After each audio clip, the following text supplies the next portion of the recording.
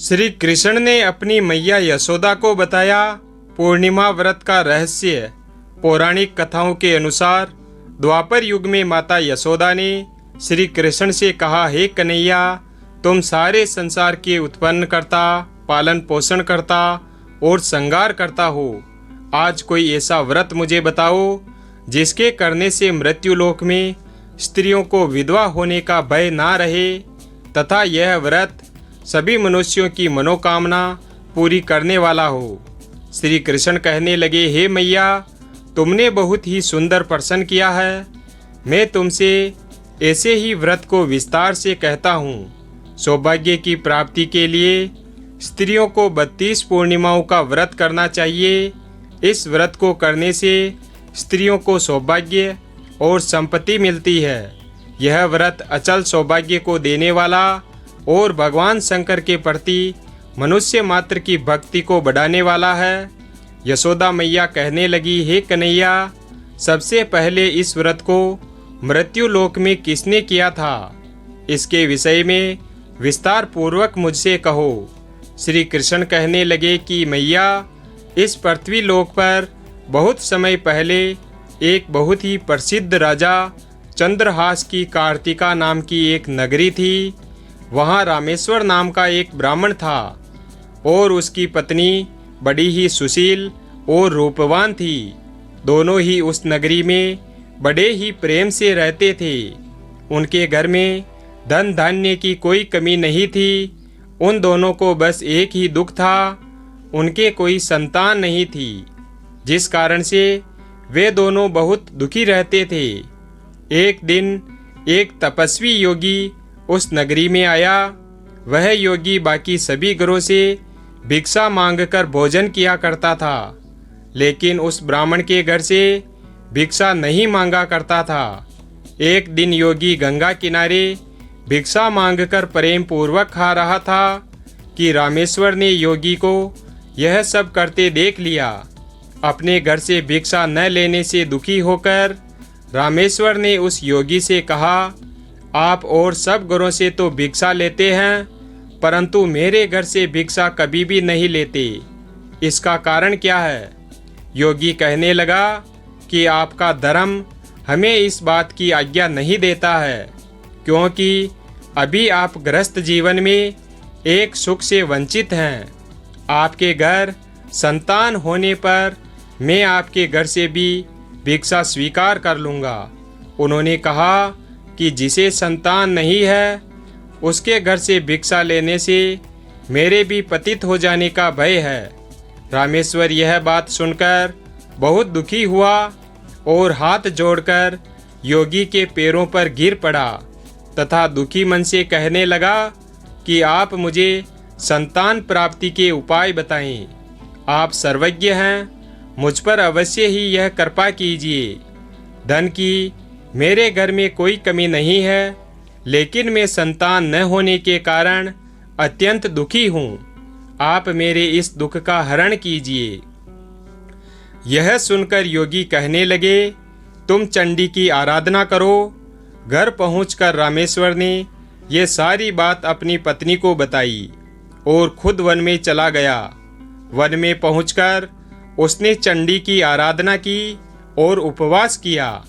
चंडी ने 16 दिन उसको सपने में दर्शन दिए और कहा कि हे रामेश्वर, जा, तेरे पुत्र होगा, लेकिन उसकी आयु सिर्फ 16 वर्ष की ही होगी। 16 वर्ष की आयु में ही उसकी मृत्यु हो जाएगी। अगर तुम दोनों स्त्री और पुरुष 32 पूर्णिमाओं का व्रत करोगे तो यह दीर्घायु हो जाएगा। जितना तुम्हारा सामर्थ्य हो उतने ही आटे के दिए जलाकर शिवजी का पूजन करना, लेकिन पूर्णमासी 32 ही होनी चाहिए। सुबह होते ही तुम्हें इस स्थान के पास एक आम का पेड़ दिखाई देगा। उस पर चढ़कर एक फल तोड़कर अपने घर चले जाना और अपनी पत्नी को इसके बारे में बताना। सुबह स्नान होने के बाद वह स्वच्छ होकर भगवान शंकर का ध्यान करके उस फल को खा ले। तब शंकर भगवान की कृपा से उसको गर्भ हो जाएगा। जब ब्राह्मण सुबह उठा तो उसे उस स्थान पर आम का एक पेड़ दिखाई दिया और वह फल तोड़ने के लिए चढ़ा, लेकिन वह पेड़ पर चढ़ नहीं पा रहा था। यह देखकर उसे बड़ी चिंता हुई। उसने भगवान गणेश की उपासना की और कहा, हे गणेश जी, अपने भक्तों के विघ्नों का नाश करके उनके मंगल कार्य को करने वाले, दुष्ट का नाश करने वाले, रिद्धि सिद्धि देने वाले, आप मुझे इतना बल दें कि मैं अपनी मनोकामना पूरी कर सकूं। इसके बाद वह पेड़ से फल तोड़कर अपनी पत्नी के पास पहुंचा। उसकी पत्नी ने अपने पति के कहे अनुसार उस फल को खा लिया और वह गर्भवती हो गई। देवी की कृपा से उसे बहुत सुंदर पुत्र पैदा हुआ। उसका नाम उन्होंने देवीदास रखा। माता पिता के हर्ष और प्रेम के साथ वह बालक बढ़ने लगा। भगवान की कृपा से बालक बहुत ही सुंदर था, सुशील और पढ़ाई लिखाई में भी बहुत ही निपुण था। माँ दुर्गा के कहे अनुसार उसकी माता से 32 पूर्णमासी का व्रत रखा। जैसे ही लड़के को 16वां वर्ष लगा, दोनों पति पत्नी बहुत दुखी हुए, कहीं उनके पुत्र की मृत्यु न हो जाए।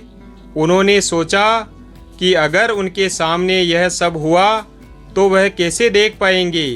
तभी उन्होंने देवीदास के मामा को बुलाया और 1 वर्ष के लिए देवीदास को काशी में पढ़ने के लिए भेज दिया। 1 वर्ष के बाद उसे वापस लेकर आ जाना। देवीदास अपने मामा के साथ एक घोड़े पर सवार होकर चल दिया। उसके मामा को भी यह बात पता नहीं थी और दोनों पति पत्नी ने 32 पूर्णमासी का व्रत विधि विधान पूर्वक पूरा किया। दूसरी तरफ मामा और भांजा दोनों रात गुजारने के लिए रास्ते में एक गांव में रुके। उस दिन उस गांव में ब्राह्मण की कन्या का विवाह होने वाला था। जिस धर्मशाला में वर और बारात के बाकी लोग रुके हुए थे, उसी धर्मशाला में देवीदास और उसका मामा ठहर गए। उधर कन्या को तेल आदि चढ़ने के बाद जब लगन का समय आया तो वर की तबीयत अचानक खराब हो गई। वर के पिता ने अपने परिवार वालों से विचार विमर्श करके कहा कि यह देवीदास मेरे पुत्र जैसा ही है, मैं इसके साथ लगन करा दूं और बाद में बाकी सारे काम मेरे बेटे के साथ पूरे हो जाएंगे। ऐसा कहने के बाद वर के पिता देवीदास को मांगने के लिए उसके मामा के पास गए और उन्हें सारी बात बताई। मामा ने कहा कि कन्यादान में जो कुछ भी मिलेगा वो हमें दे दिया जाए। वर के पिता ने बात स्वीकार कर ली। इसके बाद देवीदास का विवाह कन्या के साथ संपन्न हो गया। इसके बाद वह अपनी पत्नी के साथ भोजन न कर सका और मन में विचार करने लगा कि न जाने यह किसकी पत्नी होगी। यह सोचकर उसकी आंखों में आंसू आ गए। तब वधू ने पूछा कि क्या बात है, आप उदास क्यों हैं? तब उसने सारी बात उसे बता दी। तब वह वधू कहने लगी, यह ब्रह्म विवाद के विपरीत है। आप ही मेरे पति हैं और मैं आपकी ही पत्नी रहूंगी, किसी दूसरे की कभी नहीं।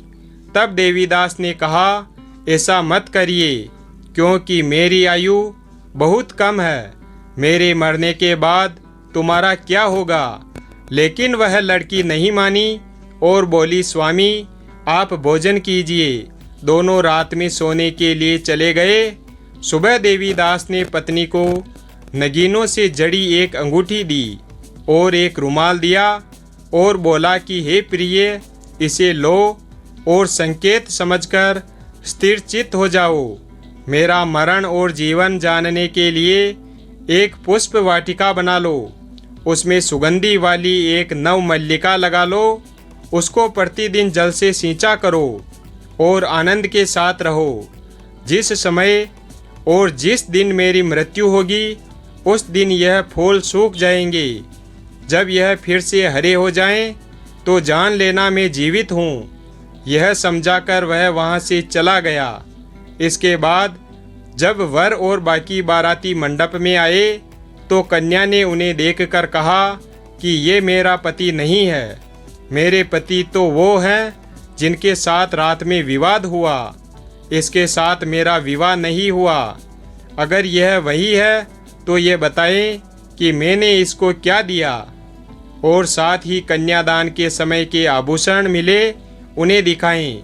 कन्या की यह सारी बातें सुनकर वह कहने लगा कि मैं यह सब नहीं जानता। इसके बाद सारी बारात भी अपमानित होकर वापस लौट गई। भगवान श्री कृष्ण बोले, हे माता, इस प्रकार देवीदास काशी चला गया। जब कुछ समय बीत गया तो एक सर्प उसको डसने के लिए वहां आया, लेकिन वह उसको काट नहीं पाया, क्योंकि उसकी माता ने पहले ही 32 पूर्णिमाओं का व्रत कर लिया था। इसके बाद खुद काल वहां पहुंचा। भगवान की कृपा से तभी वहां माता पार्वती और भगवान गणेश आ गए। देवीदास को मूर्छित दशा में देखकर माता पार्वती ने भगवान शिव से प्रार्थना की कि हे स्वामी, इस बालक की माता ने पहले ही 32 पूर्णिमा के व्रत कर लिए हैं, आप इसको प्राणदान दें। भगवान शिव ने माता पार्वती के कहने पर उसे प्राणदान दे दिया। उधर उसकी पत्नी उसके काल की प्रतीक्षा कर रही थी। उसकी पत्नी ने जाकर देखा कि पुष्प और पत्र दोनों ही नहीं हैं, तो उसको बहुत आश्चर्य हुआ। और जब उसने देखा कि पुष्प वाटिका फिर से हरी हो गई है, तो वह समझ गई कि उसका पति जिंदा हो गया है। इसके बाद वह बहुत ही प्रसन्न होकर अपने पिता से कहने लगी कि मेरे पति जीवित हैं, उनको ढूंढिए। जब 16वां वर्ष व्यतीत हो गया तो देवीदास भी अपने मामा के साथ काशी से वापस चल दिया। इधर उसकी पत्नी के परिवार वाले उन्हें ढूंढने के लिए जा ही रहे थे कि उन्होंने देखा कि देवीदास और उसका मामा उधर ही आ रहे थे। उसको देखकर उनके ससुर बहुत प्रसन्न हुए और उसे अपने घर ले आए। वहां पर सारा नगर इकट्ठा हो गया और कन्या ने भी उसे पहचान लिया। देवीदास ने इसके बाद अपनी पत्नी और मामा को लेकर वहां से चल दिया। उसके ससुर ने भी उसे बहुत धन दहेज दिया। जब वह अपने घर की तरफ चल रहा था तो उसके माता पिता को लोगों ने खबर कर दी कि तुम्हारा पुत्र देवीदास अपनी पत्नी और मामा के साथ आ रहा है। ऐसा समाचार सुनकर पहले तो उन्हें विश्वास नहीं हुआ, लेकिन जब देवीदास आया और उसने अपने माता पिता के पैर छुए तो देवीदास के माता पिता ने उनका माथा चूमा और दोनों को अपने सीने से लगा लिया। दोनों के आने की खुशी में रामेश्वर ने ब्राह्मणों को भोजन कराया और बहुत दान दक्षिणा दी। श्री कृष्ण कहने लगे कि इस तरह रामेश्वर को 32 पूर्णिमा के व्रत के प्रभाव से संतान प्राप्त हुई। जो स्त्रियां इस व्रत को करती है वह जन्म जन्मांतरों तक वैधव्य का दुख नहीं भोगती है और सदैव सौभाग्यवती रहती है। यह मेरा वचन है। यह व्रत संतान देने वाला और सभी मनोकामनाओं को पूरा करने वाला है। वीडियो अगर पसंद आया हो तो वीडियो को लाइक और हमारे चैनल शिव भक्त को सब्सक्राइब करें और अपने दोस्तों के साथ शेयर करें। धन्यवाद। और कमेंट बॉक्स में जय श्री कृष्णा अवश्य लिखें।